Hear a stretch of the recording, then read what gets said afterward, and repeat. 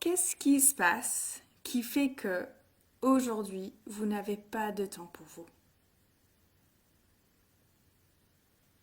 Qu'est-ce qui prend la place de votre temps? Quelles sont les raisons pour lesquelles vous n'avez pas de temps pour vous aujourd'hui? Céline, tu dis trop de choses à faire et peu de temps pour moi. Et en même temps, qu'est-ce qui se passe qui fait que je prends pas de temps pour moi? Je m'occupe des enfants, je fais les repas, je m'occupe de la maison. Peut-être que vous travaillez, peut-être que pas. Le truc, c'est qu'on a plein de choses à faire en fait. Si on laisse toutes ces choses être là, c'est clair qu'on ne prend pas de temps pour nous. En réalité, il n'y a qu'une seule et unique personne dans ce monde qui peut décider si moi je prends du temps pour moi ou pas. La seule personne qui peut décider ce que je fais dans ma journée, si je prends du temps pour moi ou pas, c'est moi. Et je dis pas ça pour vous culpabiliser parce que moi je suis dans le même cas que vous. C'est hyper facile en fait de se laisser entraîner dans toutes ces choses qu'on a à faire.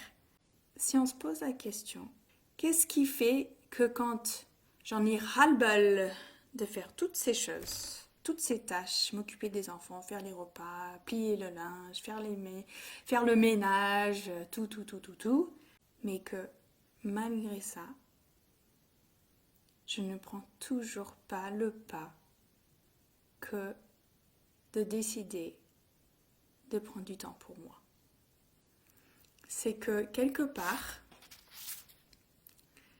ça a un avantage pour moi. En choisissant de remplir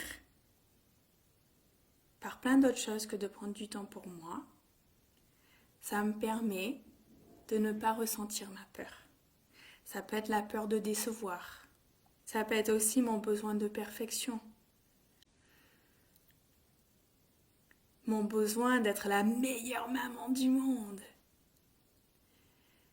Mon besoin de faire tous les devoirs, de répondre à toutes les attentes de toute personne autour de moi. Est-ce qu'on va venir me juger?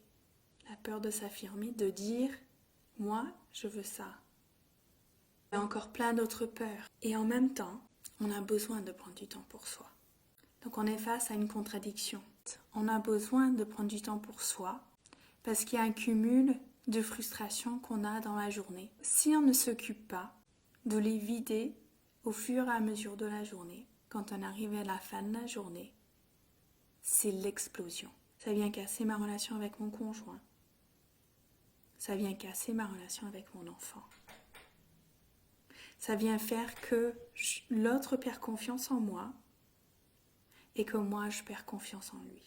Pourquoi prendre du temps pour soi?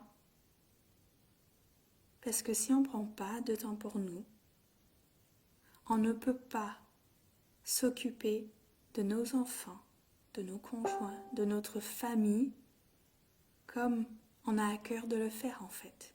À mon sens, prendre du temps pour soi, c'est difficile pour nous, maman, parce qu'on nous a toujours dit que c'est égoïste en fait, de penser à soi d'abord.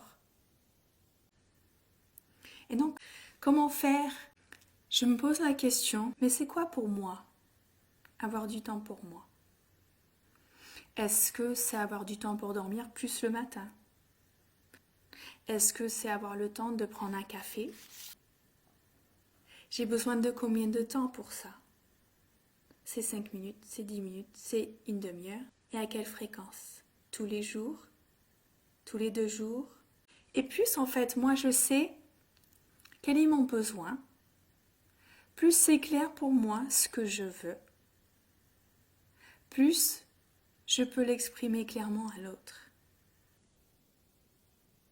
C'est différent aussi que de dire « Ah, tu vois, parfois, même, c'est pas, même pas des critiques, on dit « Ah non, mais, ah ouais, je suis trop fatiguée. Je sais pas comment je vais faire. J'en peux plus des enfants. »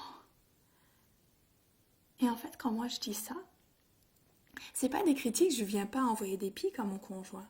Mais il y a comme une demande sous-jacente. J'attends un peu qu'il divine. Mais en fait, il ne sait pas exactement de quoi j'ai besoin. En règle générale, il va tomber à côté de mon réel besoin. Et du coup, je ne vais pas me sentir soutenue. Je ne vais pas me sentir aidée. Et je vais venir encore continuer à me plaindre et à le critiquer. Ce que je vous invite chacun à faire, c'est de vous poser la question, de quoi j'ai réellement besoin? Et comment j'ai envie, moi, de répondre à ce besoin-là? Et de le communiquer à une autre personne. Si vous avez envie d'aller plus loin, vous savez que j'accompagne des mamans qui rencontrent des difficultés avec leurs enfants. Parce que ça change toute la vie que de savoir s'occuper de soi, de savoir prendre soin de nos enfants.